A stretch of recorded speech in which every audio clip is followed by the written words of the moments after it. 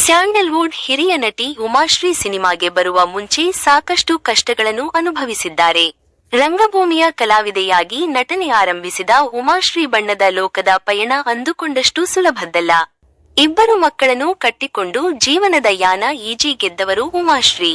ಮಕ್ಕಳನ್ನ ಅಮ್ಮನ ಮನೆಯಲ್ಲಿ ಬಿಟ್ಟು 50 ರೂಪಾಯಿಯ ಬಾಡಿಗೆ ಮನೆಯಲ್ಲಿ ವಾಸವಿದ್ದ ಉಮಾಶ್ರೀ ಬದುಕಿ ಕೆಟ್ಟ ಘಟನೆಯೊಂದನ್ನು ಹೇಳಿಕೊಂಡಿದ್ದಾರೆ. ಉಮಾಶ್ರೀ ಅವರು ತಮ್ಮ ಬದುಕಿನ ಈ ಸತ್ಯಗಳನ್ನ ಮುಕ್ತವಾಗಿ ಸಂದರ್ಶನವೊಂದರಲ್ಲಿ ಹೇಳಿಕೊಂಡಿದ್ದಾರೆ.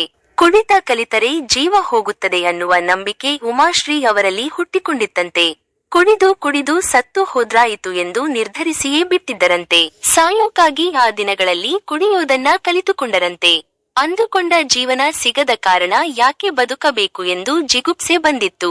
ಮಕ್ಕಳಿಗಾಗಿಯೇ ಜೀವನ ನಡೆಸಬೇಕು ಅನ್ನೋದು ಒಂದೆಡೆ, ಆದರೆ ಕಷ್ಟದ ಸರಮಾಲೆಗಳು ಇನ್ನೊಂದೆಡೆ.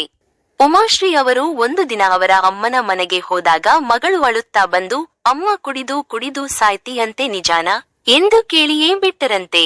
ಮುಂದೆ ಜೀವನದಲ್ಲಿ ನಾನು ಮದುವೆ ಆಗ್ಬೇಕು ಎಂಬ ವಿಚಾರ ಕೂಡ ಬಂದಿತ್ತು. ಆದರೆ ನನ್ನ ಮಗಳು ಅದಕ್ಕೆ ಒಪ್ಪಲಿಲ್ಲ ಎಂದು ಉಮಾಶ್ರೀ ಹೇಳಿಕೊಂಡಿದ್ದಾರೆ. ಇದು ಇವತ್ತಿನ ಅಪ್ಡೇಟ್ಸ್ ಆಗಿದ್ದು, ಇನ್ನು ಜಾಸ್ತಿ ಅಪ್ಡೇಟ್ಸ್ ಪಡೆಯಲು ನೋಡ್ತಾ ಇರಿ ಎಂಟರ್ಟೈನ್ಮೆಂಟ್ ನ್ಯೂಸ್ ಚಾನೆಲ್.